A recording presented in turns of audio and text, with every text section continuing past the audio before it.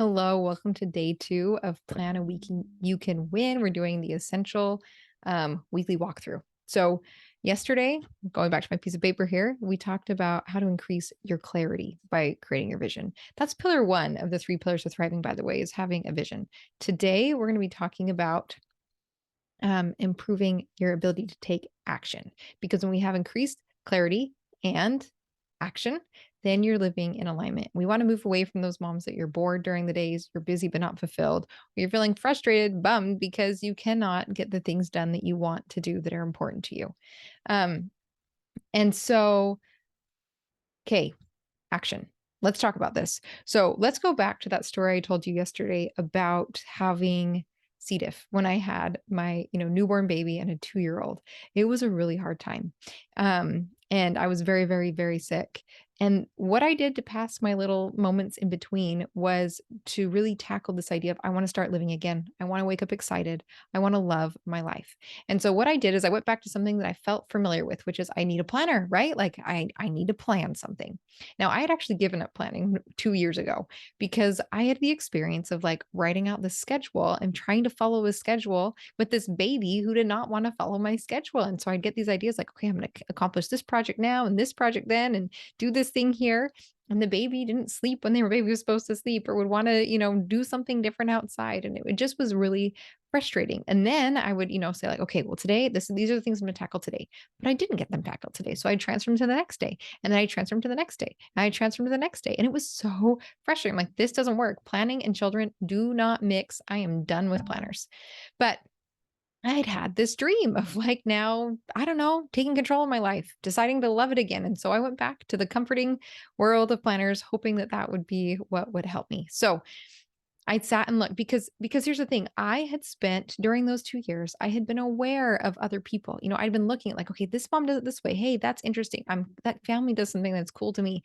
And I started kind of collecting these ideas. I started creating, what I would now call a vision, something that I thought I wanted to create, a kind of life that I wanted to live as a mom. But it was hard. I needed something to take like this like cloud of ideas and make it something tangible, make it something that I could actually move forward on. Because I don't know if you've ever had this experience, but of like setting goals and then forgetting them. And, every year at Christmas when I was growing up, we would pull out a canister and open the lid and write down our goals for the year. But before we would, and we'd put them in this jar. And then the next year, we would pull out the list of goals that we'd written for that year and read through them. And it was always so fun because I was like, oh my goodness, I forgot I wrote these things down. Oh, I made progress on some of these. I didn't even remember that I wanted to do that. And so I wanted to break that cycle, right, of having these goals, these dreams, this vision that I would write down and pop it in a notebook, shove it in a drawer and forget about it, right? I want it to be something that actually became part of my life, something that guided my days. And I needed a way to do that. So knowing that my goal was to take this, dream, these little dreams, little things that I wanted to do and bring it into my days, I would sit down and pull out these planners and think like, okay, looked at all of these different things. How can I help? How can I do this? How can I have it be flexible? How can I remember what I'm working on? How can I bring it into my week? And nothing existed like that. So I grabbed a notebook and spent 3 years writing out this system, designing a system. And it took 3 years until I was like, I don't need to change it anymore. This is working amazingly well. And it had worked amazingly well. I went from that mom who was bored all the time to a mom and mentioned some of the things that I was exploring yesterday. But now, we're a gardening family who reads tons of books. I've got 4 awesome kids. We do amazing projects. I love homeschooling them. I love running, podcasting and doing thriving in motherhood and learning about business things in the pockets of time as a full-time stay-at-home homeschooling mom. I feel like I've been able to create a really full life that's well balanced and meaningful to me while still, nurturing my marriage and my kids. And it doesn't mean things are perfect. And I'm still figuring a ton of things out, but I've come so far since starting to use this system that I created for myself and that now moms around the world have been using for quite a few years, 3 years, 4 years, long time, this thriving in motherhood planning system. So what I want to share with you is kind of how this all works. So first of all, we've got our big circle here, and this is our yearly vision. So here, got your yearly vision like that. And now we're going to trickle that down to 90 days because this yearly vision is this idea of who do you want to be and what do you want to do. But the reality is our brains can't hold 365 days. And as a mom, we don't even know what our year's going to look like. You don't know if you're going to get pregnant this year, who's going to break their legs this year, how sick people are going to be during the year.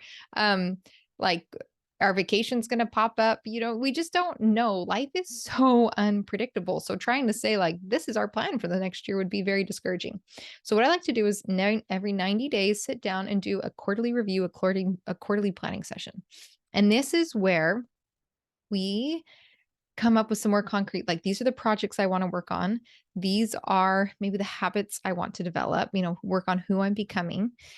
These are maybe the systems that I want to put in place to make certain things happen in our home, run a little bit more smoothly. Um, and I often hear about like goals or SMART goals, and those are nice. And if you know what your SMART goals are going to be, great. But otherwise, I like to kind of think of it as more like, what projects do I want to accomplish? What systems do I want to put on place? What habits do I want to develop? So that is my quarter. Every 90 days, I sit down and basically I look at my vision and I create a tiny pocket of that vision and put it into a quarter. And then after I do a quarterly review, I need to break it down even more because 90 days is kind of a long time to get things done. So then I take it and break it down, decide what am I going to do from my quarterly plan for the month, for 30 days. What are the projects, goals, and projects, goals, or habits, whatever. What is it that I'm going to work on for the next 30 days? Now, we can handle about 3 to 7 projects total. So these isn't like 3 to 7 bonus things in your hobby category. No, this is like 3 to 7 things for what birthday parties you have going on this month, what responsibilities you have within your home, like with cleaning responsibilities or, decorating your house or whatever. What do you have going on at church or in your community or at the PTA or in your job or in your business? Okay. It's like 3 to 7 things across the board. That's what we can handle. So part of this idea of planning a week you can win is planning a realistic game. Like we want to create a game that we want to create these lists that you can check them off. So when you're sitting down and writing down your monthly plan or what we're going to talk about next, a weekly plan, I want you to be honest with yourself. How are you feeling? What's your energy level like? How many kids activities are happening outside of the home right now? How many hours are you spending in the car? Is your baby sleeping this month? Okay. Think about these things because what we want to do is get you on an upward cycle of success. We want you to show yourself like, I can plan this and I can do this. And that will help you keep moving forward. It doesn't matter if you check one thing off or 12 things off. The point is that you did what you said you're going to do and start moving forward on those things. So after I do my monthly plan, I now am going to do my weekly plan. Okay. And what is really cool is I'm going to work on this weekly plan. We're going to walk through it together. Do your weekly walkthrough. But what's really amazing is that, do you see how many times those circles are touching my big yearly vision, right? We're touching it every quarter and we're going back and refining it every single month, so we're doing that 3 times within a quarter. Every week, we're doing that 4 times within a month.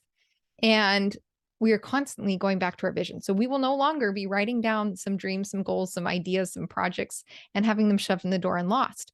This is going to be something that becomes an integral part of your life. So with that in mind, let's pull out your paper. You can download these below. So there's 2 different ones. This is those for those of you that love time blocking or have a lot of appointments or are trying to manage a lot of people's schedules. You might like to do something like this where every single hour of the day is blocked out. This stressed me out.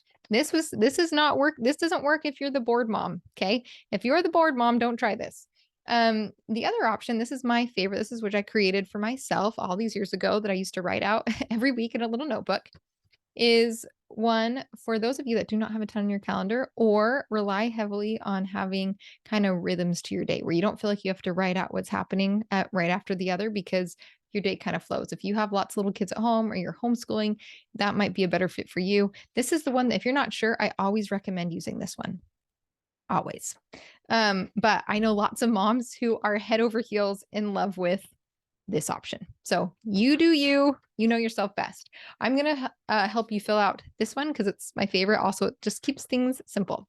So the very first step in planning a week you can win is starting with your big 3 for the week. Now, your big 3 is what is coming from your monthly planning, your vision. So this is all built into the Thriving Motherhood Planner. But for the sake of this, we're going to just simplify. You wrote down a vision yesterday of things that were interesting to you. Okay. Of things you wanted to do, things that were important to you, things you wanted to become. I want you to circle like 3 of those or that you would want to focus on right now for the next couple of weeks while you're experimenting with this. Okay. So with that in mind, go ahead and take that piece of paper and your big 3, something for you, something for your family, and something for beyond. And you probably have all of those things as part of your vision. So something for you is something that's, it's your thing. Something for your family, it's something to help your family at large. And beyond is anything for like work, church, service, community, anything outside of your home.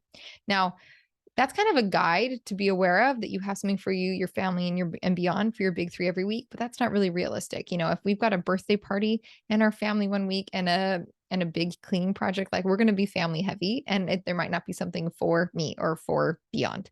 That's okay. But the idea is that if your life is feeling out of balance, it might be because you don't have something for you, your family, and beyond within the course of, a month. So it helps you just be aware and course correct. So let's do this for the week for me. So first, write your big 3 out. So for me, I'm going to write down homeschooling because the reality is this isn't like tons of bonus. Homeschooling is a huge part of my day. So it's typically, if we've got school this week, it is a part of my big 3. We also have a birthday in our family this week. So I'm going to write a birthday as one of my big 3 for the week because there's a lot going on here. Okay.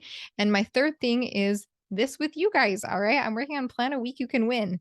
So that is my big 3 for the week. Okay. I'm going to be homeschooling my kids. We're going to have a bonus birthday celebration and we're going to plan a week you can win. That's the very first step. Now, the second thing I do after I kind of am aware of my big 3 for the week is write down all of my appointments. So this is going to be different for each one of you. Now, if you're using this spread, the appointments are in this column right here. And the reason why I don't need a ton of space is because I don't have a ton of appointments, right? So I know that on Monday, we've got violin lessons from 4 to 6. So I'm going to write that down. The same on Wednesday. We're going to go to the library on Thursday.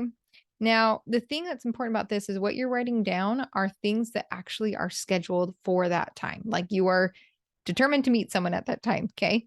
We'll have church on Sunday from 12 to 2. Okay. And, I'll probably have a physical therapy appointment at some point here on Friday morning. Okay. So I've written out my now appointments for the week. And you know what? I normally write my appointments before I do my big 3 because then that helps me gauge how busy the week is. Like if we've got a ton of stuff going on with people, then I might not be working on as many work projects that week. Okay. Now the next step after we have done that is to look at our context-based to-do list. Now, we need to pause for a moment. Have you ever had the experience of, like you've got a ton of thoughts in your head, so you sit down, you write a to-do list, which is great. That's an awesome exercise to brain dump onto a to-do list. But working from that list can be tricky because let's say your kids are playing really great for the moment. And you're like, great, I'm going to get something done. So you pull out your to-do list and you're scanning that list up and down, up and down, up and down. You're like, okay, great. This is the thing. This is the thing that I feel like doing right now, that I feel like I can handle, that I've got the time for, I've got the energy for. I'm going to do this thing. Well, while you were deciding and reading through your list and trying to decide the thing you were going to work on, your kids now are done and they run out of the room and they need you. Right? It's very inefficient to work through that to-do list because your brain has to use decision-making power that as a mom is heavily taxed all day long. And it wastes so much time. So what we want to do instead of working from a really big to-do list, we're now going to work from something called a context-based to-do list. So as you're looking at your sheet, you've got something for your home, for computer, phone, errands, and discuss. So the idea here is that you're going to write down your next action, your next little baby step that you need to do to move one of your big 3 forward. So home are things that you need to do around your house. So for example, on my big 3 this week, I want to clean off a part of the dining room so that we can put birthday presents there. Computer, things that I need to do while I'm working the computer, like record this video with you guys. Phone or phone calls I need to make. I need to call and confirm some doctor's appointments. Errands, I need to run and pick up birthday cake supplies, and we need to go to the library, and I need to return something to a store. Discuss are things that I need to talk about with my husband or anybody, honestly, to move something forward. So, for example, maybe we need to have a conversation about our cell phone plan, or we need to have a conversation about who is going to watch the other kids while I take a birthday child out to run errands. Okay. I write these things down here. And now when a pocket of time opens up, my kids are playing well, I can just look and say, like, okay, they're quiet. I'm going to knock out that phone call and call the doctors. Or, okay, they're quiet. I'm at home. I'm going to quick clean up an area of the dining room because I've got some kids with me, but everyone's kind of doing their own thing. Or, hey, it's quiet time. I'm ready to sit down and work on the computer. What is on my list? And instead of getting distracted, I can just sit down and start knocking out my tasks. Or, hey, everyone's totally crazy right now. We need to get out of the house. What's on my errand list? I'm just going to knock them all out. Or it's, hey, it's the end of the day. I can finally sit and talk to my husband. What was it that we had to talk about again? Oh, yeah, let me knock that out in this conversation. So it's a way to get more done in way less time because we're able to, one, not have to be stuck making decisions. We already made the decisions on Sunday, what needed to happen. And two, we get to work with the flexibility, the ebb and flow of what's happening in our life. So instead of trying to plan our days now, we're going to create a list for the week because even though I don't know what's going to happen day to day, I can be pretty confident about what is going to happen within a week. And so the goal here is to start to write down only the amount of things that you're actually going to be able to check off. And you're not going to get it right the first time, and that's okay. But that's the goal. So you're not going to keep adding to this list as the week goes on. You're going to write on it Sunday when you do your planning, or if you plan another day, that's fine. But I recommend Sunday night. It's a good night for me. And you're going to write out your list, and then you're going to work from that list the rest of the week without adding to it. Okay. Now, and you're like, where does it go? There's other places for it in the planner, but you can also just have a brain dump list that you keep for now to keep it simple and refer to that on Sunday when you're creating your plan. And you can look at things and be like, what's still relevant? What's not relevant? What do I want to tackle this week? Okay. I put that on a monthly section in my planner or on some extra thinking process pages every week. So there's lots of options where to put the things, but you're not going to put them on your weekly plan that you're going to have everything checked off of on the end of the week. Okay. So once we've got our context-based to-dos, so I'll just write a few here real fast. Okay. Once we've got our one honorary context-based to-do, I now am going to come down to this section and write down what's my focus for the week and what are my habits that I'm working on. So focus, this is something that I'm actually going to plan out for the month, and I'm going to bring it here. I've written it on a monthly page, but for today, I want you to figure out, like, especially after looking at your vision, what's your focus? What's something that is important to you? So for example, I might write the word stewardship down. That's something that I'm working on, being a good steward of my family, of my business, of my home, of my children, of my homeschool, of my marriage, okay, of our resources, and write that down, something to help remind me who I'm trying to become. I often also write a scripture down here, a scripture that helps me kind of remember what's important to me. For my goals, I will pick the habits that I'm working on developing. So maybe it's exercising every day or reading my scriptures every day or journaling every day or picking up a room in our house. Whatever it is that's relevant to you, at whatever phase of life you're in, you can put them here and track them. And even if I don't check them off all the time, I'm at least aware of what's going on. Now that I have a pretty good idea, I know what my appointments are for the week. I know what my context-based to-dos are that I want to tackle, as well as my big three. And now, just to be clear, my big three, if I've got like little tasks I need to take care of, I put them down here. But I also sit down and brainstorm the stuff that just has to happen to manage life. So things like, like getting doctor's appointments scheduled, or I don't know, writing a meal plan or a grocery shopping list, like those things also go here. We integrate all of the stuff, the managing stuff, the family parenting stuff, the fun dream stuff, the project stuff, it all goes here. And then these are your day specific to do. So is there something that you have to do on that day? That's when you put them here. And I never try and write more than three because if I have more than three specific day to dos, it probably isn't going to happen. So that is a good, again, gauge. We're trying to figure out how to plan a week you can win. And again, you can choose to write 12 things down, but then you didn't then you're not going to get it done. It's going to be crummy. So I would much rather go through the pain of deciding what three things I'm going to say yes to and all the rest things I'm going to say no to and feel good about that, instead of trying to write down a pie in the sky list that I'm not going to be able to accomplish. And then instead of looking at things I did, I'm just going to beat myself up for the things I didn't do. Okay. Now that I have a good idea of what's happening every day and during the week, I'm going to end with my meal plan. Because now I can look and say, oh, Monday's a really busy day and we're going to be gone till 6 o'clock. So that needs to be a crock pot meal. Or Tuesday, hey, we're at home all day. That's when it'll be maybe a little more elaborate. Maybe I'll do some bulk cooking to help me for the rest of the week. Um, so you kind of just go down your list and see what kind of week are you having, what's going on, and then setting yourself up again for success with realistic meals to eat, keeping it very, simple on days that need simple, keeping them quick and easy on days you need quick and easy, being a little more elaborate and maybe bulk cooking on days that you've got time for that. So I want you to go ahead now that you have your vision, spend a little bit of time, think through this, write down the week that you want to win on here, and know that you are experimenting. You are trying this out. On this week, if you want to try it, it's all the same. Let me just show you. You've got your context-based to-dos here. And in both of them, there's a bonus one. So I use this for business things. You can use it for whatever you want. Sometimes I use it too for like, if I want to make a bunch of snacks and put them in the freezer. Okay. You get to decide how that works for you. Focus is here. Habits are here. Meal planning is here. Day specific to-dos are down here. And then your appointments are up here, big three up here. So all of the pieces are here um, for you. Now let's go back to our sheet. So we just talked about how to increase your clarity and how to increase your action by how you kind of lay things out on your week plan to help you get things done. But we've got more to talk about, because how do you keep it going, right? How do we not only live in alignment like down here, but how do we keep that momentum going on an upward cycle and enjoying our life and not getting stuck in the weeds of like feeling like things are always happening? Because what we're doing here, by planning your week this way, we are getting out of the to-do list trap. Like, what I want for you is to have an endpoint every week where you're like, I'm done. I did it. Break, celebrate. Okay. That's the goal.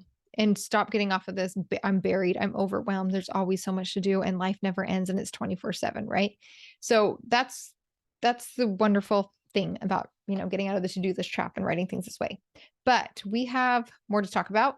So tomorrow or the next time you watch this video, we're going to talk about creating momentum and getting on that upward slope where you start to feel really awesome about how you're spending your time and what you're spending your time on.